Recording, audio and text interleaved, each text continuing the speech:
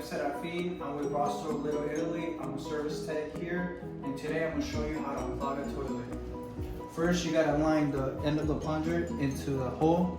You got to give a couple pumps, and you should be already good to go. And now, if your toilet keeps still running water, this is one of the main things to look for. You see this chain right here? This is the thing that controls the plunger to release the water into the bowl. So normally it gets either tagged or is broken off.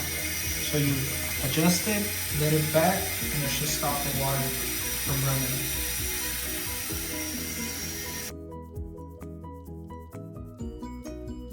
Last thing, if you're having issues with your ice machine and your fridge, an easy way to reset is just put this thing down here, pop this cover off, and you see the gears.